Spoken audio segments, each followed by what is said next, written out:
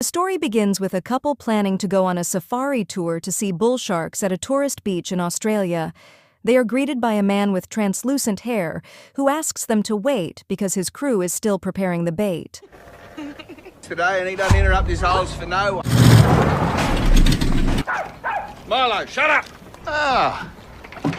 Greg and Heather eventually meet the captain of the boat, a man named Tucker.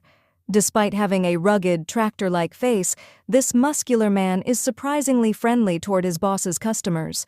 He promises to give them the best experience possible as they swim among bull sharks. On the way to the shark site, Tucker shares a horrifying story about the time he was cornered and attacked by a great white shark. Fortunately, he managed to defeat the shark, although he ended up with a permanent staple in his jaw as a reminder of the encounter. Heather is terrified. Never in her life had she imagined a shark attack could be that brutal. But Tucker reassures her not to worry, because he has a sturdy cage ready for them when they dive in the middle of the shark-infested waters. At last, the moment arrives for Heather to gather her courage and dive with the deadly creatures. This is her first time seeing sharks the way she had only seen them in movies. Tucker quickly helps Greg calm Heather down. Having plenty of experience handling customers like her, Tucker has his own method of turning fear into bravery. Close your eyes. Like it. And in. Baby shark. Do baby shark, do baby shark, do mommy shark.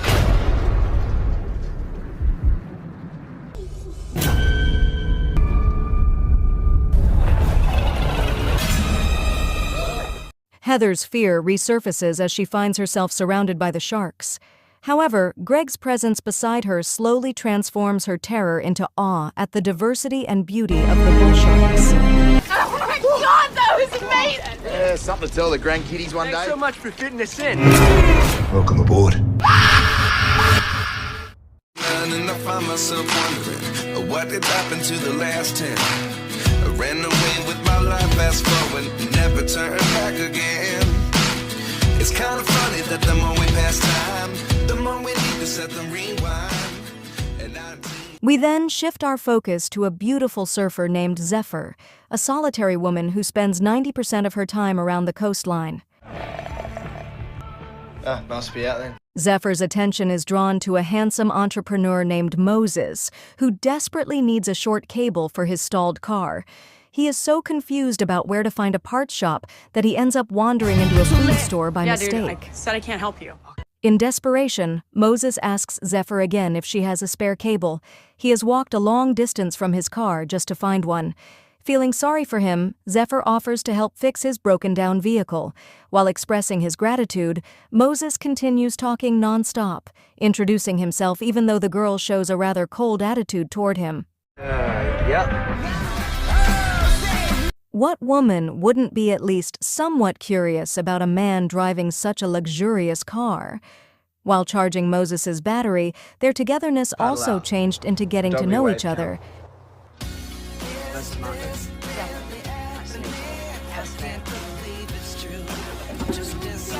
You're a Creedence fan, huh? Dude, you have fortunate son.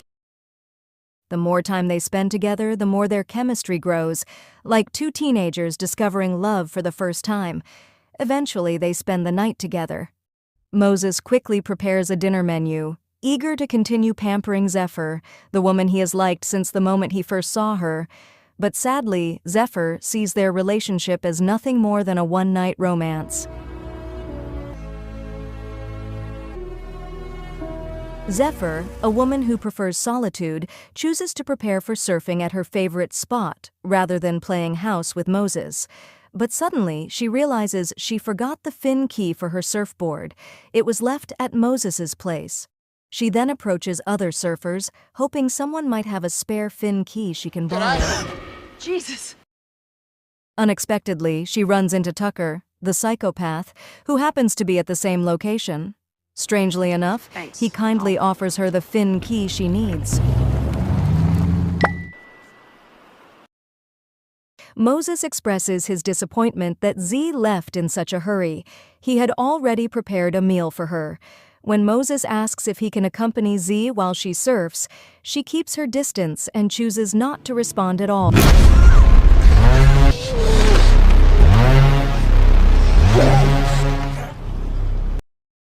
Tucker, meanwhile, is a psychopath crazy, though we still don't know what he intends to do after drugging Z.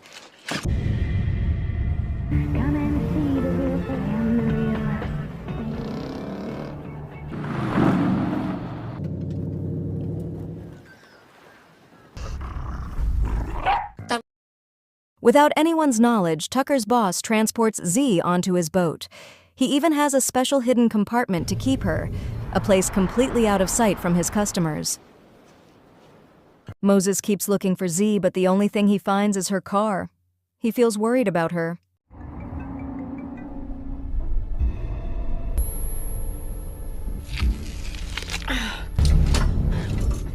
Z awakens in a panic when she realizes she has become another victim of kidnapping. As a longtime prisoner, Heather apologizes to her, explaining that during her days of captivity, she had been forced to relieve herself in a bucket. The unbothered Tucker simply enjoys listening to Z scream for help. Z then tries to find anything she can use to unlock her handcuffs. The discovery of a certain name makes her realize that she and Heather are not the first to be abducted. Moments later, Heather explains who Tucker really is, the man who kidnapped them both. He began with kindness, lured them in with his gentle persona, and eventually murdered Heather's boyfriend.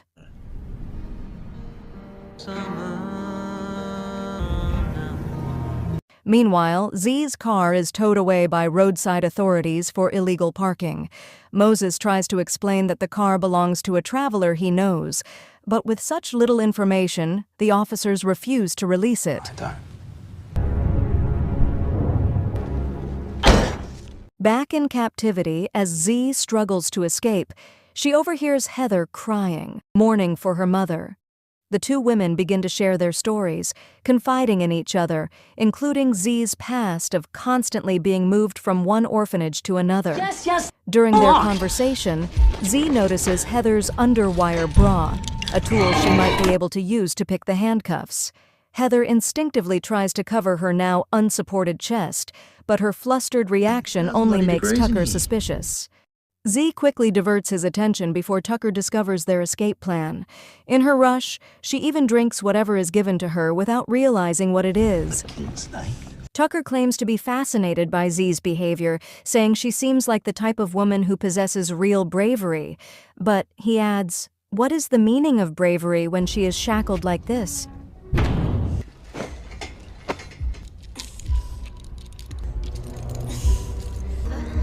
Neither Z nor Heather realizes that the drink they consumed was laced with sedatives.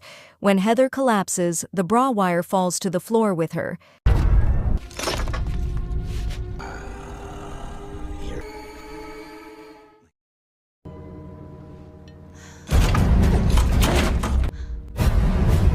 Tucker prepares what he calls a show, feeding the bull sharks using Heather as bait.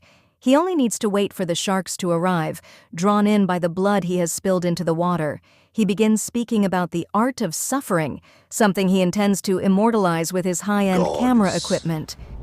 God's down there. When Heather regains consciousness, he immediately begins staging his first performance.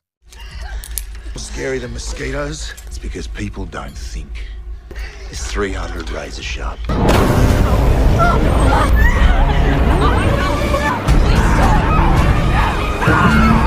Tucker tells her not to hold back, that he wants her to scream because it will make the show look more realistic. And she shouldn't worry too much, he says, because he only needs half of her body.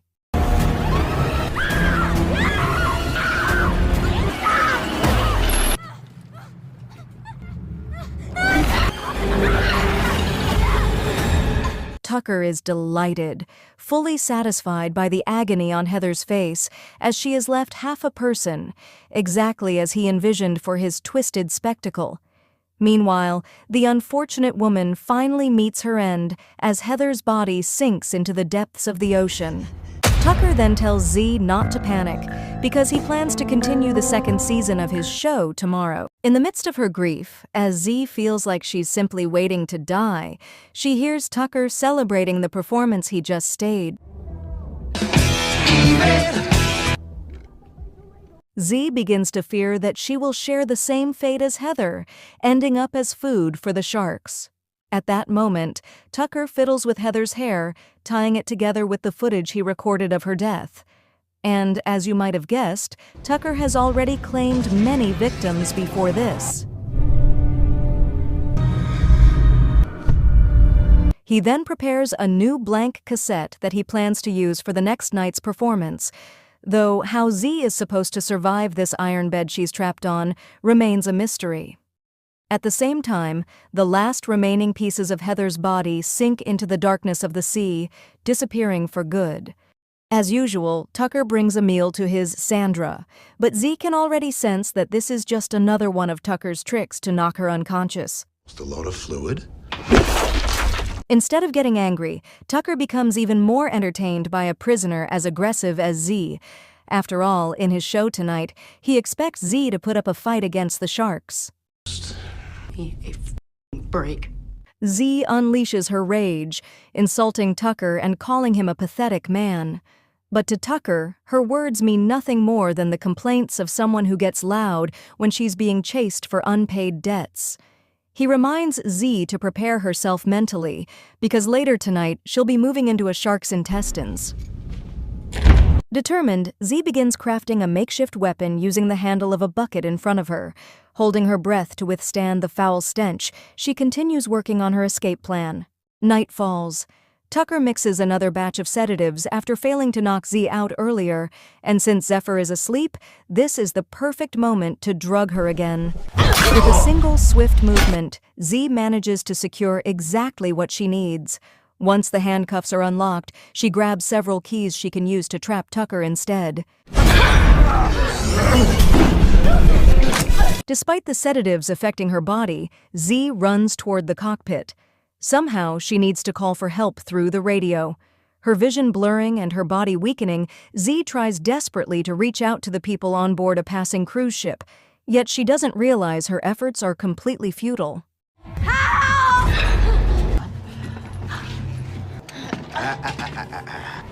You put that down. Tucker's expensive camera is now shattered, falling beside Z as she attempts to push toward the cruise ship. But soon, the sedative spreads deeper through her system, and she grows weaker and weaker. The next morning, Moses sees a rescue team busy searching for Heather, who has been missing for a week. This only makes Moses more worried about Z, afraid she might have been kidnapped. In a race against time, Moses accesses the public CCTV network along the coastline. After scanning through several recordings, he finally spots Z's car. Then, noticing a vehicle marked with a shark logo, Moses becomes suspicious. Could it be that Z was kidnapped, especially since her phone was left behind? When Tucker returns to the dock, Moses finally learns where to search for the suspicious vehicle he has been tracking. At the same time, Tucker's boss informs him that the police had stopped by, asking about the couple Tucker once took out to sea. But Tucker brushes it off and heads to a pawn shop to find a replacement camera he desperately needs. He is frustrated. Old cameras like the one that fell into the water are incredibly hard to find. Back at the dock, Moses heads straight to the only boat owned by the Bull Shark Tour Company, an operation far from famous. And since the area is quiet, Moses continues searching for Z. After banging repeatedly on the boat's hull, he hears someone screaming inside. Without hesitation, Z tells Moses to find a wire or anything similar.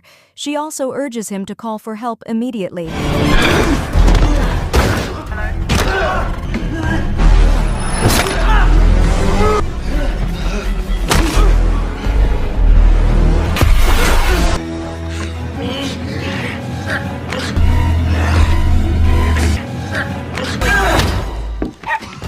but Tucker's boss mistakes Moses for a thief trying to steal boat parts.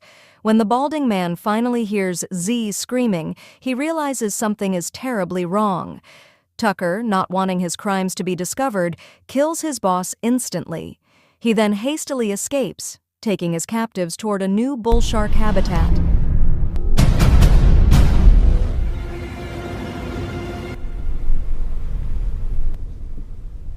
Z never expected Moses to care this much about her, but what she didn't expect even more was that her would-be rescuer would end up trapped with her in the same compartment. Another failed attempt to call the police. In the middle of their conversation, Tucker suddenly stops the boat. He intends to punish Moses first for daring to infiltrate his vessel. Moses panics when he sees the corpse of Tucker's boss being dipped into the shark-infested waters. And now it's Moses's turn. Tucker prepares him to become the next star of his grotesque collection of recordings.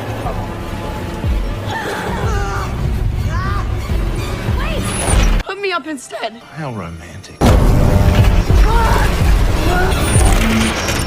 Z warns Moses not to move even an inch. Doing so would only attract the bull sharks faster. Tucker, with his second-hand camera, eagerly records the terrifying moments. Z's advice proves effective. Moses narrowly avoids becoming shark food. But Tucker isn't finished. He plans to splash blood onto Moses to draw the sharks closer. Before he can proceed, he hears the approaching sound of a rescue helicopter searching for Heather. He quickly hides his captives before his crimes are exposed.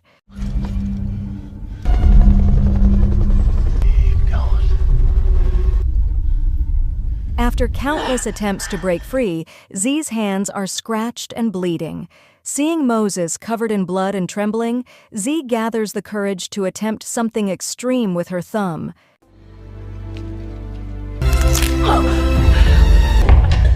Tucker mocks Z and Moses, saying they're an incompatible pair, Moses being spineless, while Zephyr is a tough woman. He then reminds Z to prepare herself mentally, because tonight will be her turn.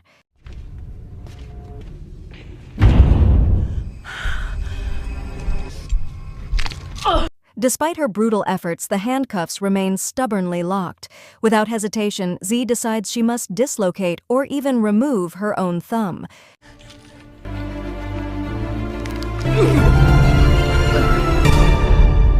Meanwhile, Tucker mixes another dose of sedatives, unaware that Z has already escaped. He is shocked to find nothing but her severed thumb left behind. Even though he's locked in, Tucker certainly knows how to break out of the room. Meanwhile, Z plans to steer Tucker's boat back toward the shore.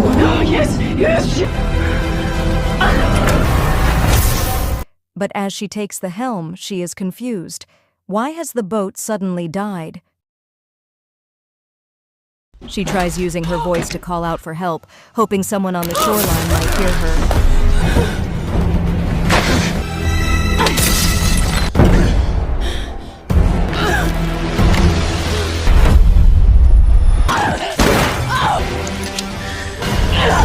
As Z manages to break free, Tucker uses the boat's searchlight to look for her, and he finds her. But just as he prepares his fishhook spear gun, Z vanishes once again.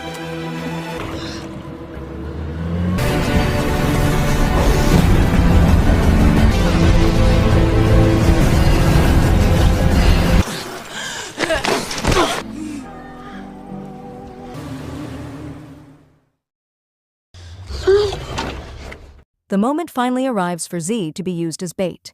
Moses is forced to sit still and enjoy the show. Nice stuffing it back in. The moment finally arrives for Z to be used as bait. Moses is forced to sit still and enjoy the show. Their eyes widen in shock as a massive great white shark appears.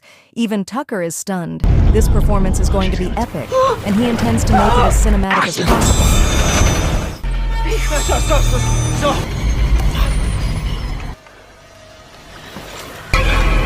When a bull shark approaches, Tucker immediately shoos it away. But his reckless move gives Z a chance to survive the great white's attack.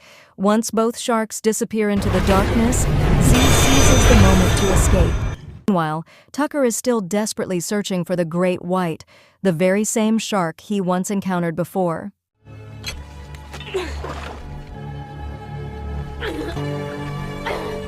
Behind you!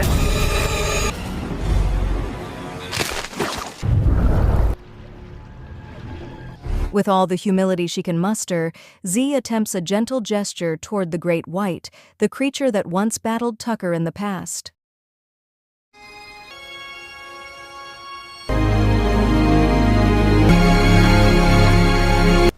Where are you, Mullen? Quietly, she searches for a weapon to strike Tucker with. Not long after, she finds the fishhook spear Tucker dropped while he was distracted.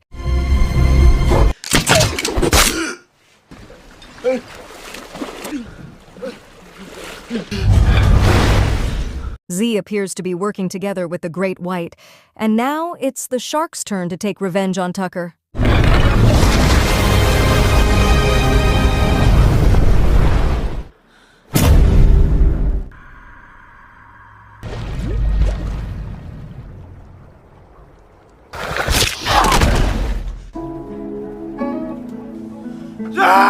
Moses can't believe it. He's losing Z for the second time. Weak from blood loss, he can only surrender, believing his struggle ends here.